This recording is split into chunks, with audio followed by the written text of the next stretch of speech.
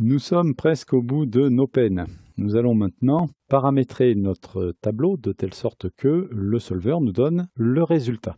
Alors, qu'avons-nous? Nous avons ici un coût global. Ce coût global est une addition de tous les coûts qui sont situés ici, des coûts de transport. J'ai donc là mes coûts entre chaque usine et chaque dépôt, tout ça pour transporter le produit F001, et je recherche les quantités que je dois transporter entre mes usines et mes dépôts, de telle sorte que j'ai le coût le plus petit possible ici en bas. Alors, je viens sur l'onglet Données, après m'être positionné sur la cellule B38. Je viens dans le groupe Analyse sur l'icône Solver. Alors attention, si vous n'avez pas cette icône, c'est que vous n'avez pas suivi l'un des premiers tutoriaux de cette formation dans lequel on vous explique comment faire justement apparaître cet élément qui n'apparaît pas à l'installation d'Excel normalement. Je clique sur Solver. Dans le dialogue qui fait son apparition, je vois que l'objectif à définir c'est B38, effectivement, c'est la cellule où je suis. Qu'est-ce que je souhaite faire à cette cellule? Est-ce que je souhaite la maximiser, la minimiser ou atteindre une valeur précise? Dans mon cas, je souhaite faire un minimum, je veux que ça me coûte le moins cher possible. Quelles sont les cellules variables, c'est-à-dire les cellules dans lesquelles l'ordinateur a le droit d'écrire? Eh bien, mes cellules variables, c'est cette zone-là. N'englobez pas les totaux, c'est uniquement les cellules vides. La zone variable, dès que vous utilisez le solver, c'est systématiquement une zone vide en relation directe ou indirecte avec la cellule à optimiser. Là, j'ai bien une relation indirecte entre ces cellules-là et la cellule à optimiser. En effet, lorsque j'écris des valeurs ici, je calcule sur ces valeurs à cet endroit-là, de quel j'extrais ce total. Donc il y a une liaison indirecte, mais il y a quand même une liaison. Alors, je veux optimiser, oui, mais à quelles conditions? Ajouter. Je veux optimiser en respectant la demande de mes dépôts. Je vais donc dire, je prends le total de tout ce que Bastia aura reçu, le total de tout ce que Nîmes aura reçu, le total de tout ce que Orsay aura reçu, etc. Et je veux que ce total soit strictement égal à quoi? À la demande de mes dépôts qui est située ici, d'accord? Donc, il faut que ce total-là soit strictement égal à toutes ces valeurs-là. Vous voyez l'importance d'avoir mis tout dans le même ordre? Si mon total ici le premier correspondait à Nîmes, puis le suivant à Orsay, je ne pourrais pas glisser sur ces deux zones. Je serais obligé de faire une contrainte comme ça, ligne par ligne. Je prends cette cellule-là parce que c'est Bastia, et puis si dans mon tableau je trouve Bastia ici, je prendrai cette cellule-là pour dire Bastia, ce qui est beaucoup moins pratique. C'est pas impossible, mais beaucoup moins pratique. Je fais OK, et je m'aperçois que, suis-je sot, j'ai oublié des contraintes. Eh bien, pas de problème, il suffit de recliquer sur le bouton Ajouter. Pensez que le OK, c'est quand vous avez fini d'écrire toutes vos contraintes. Quand vous écrivez une contrainte, pensez plutôt au bouton Ajouter plutôt que OK.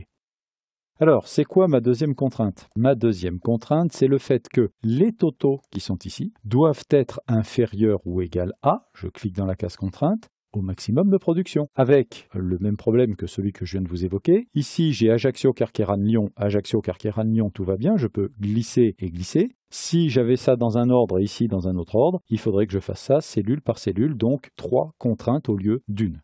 Je vais faire Ajouter. J'ai normalement terminé. J'ai exprimé toutes les contraintes relatives à mon problème. Sauf que je travaille sur un ordinateur et un ordinateur, c'est pas spécialement intuitif.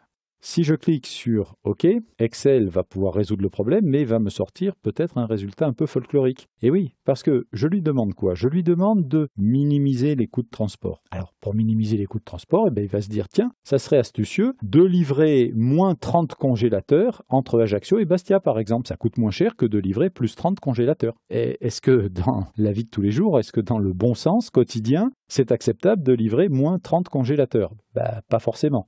Donc, pour empêcher Excel de partir vers des valeurs négatives, je vais lui dire que toute cette zone-là doit être supérieure ou égale à 0. Et là, je fais OK.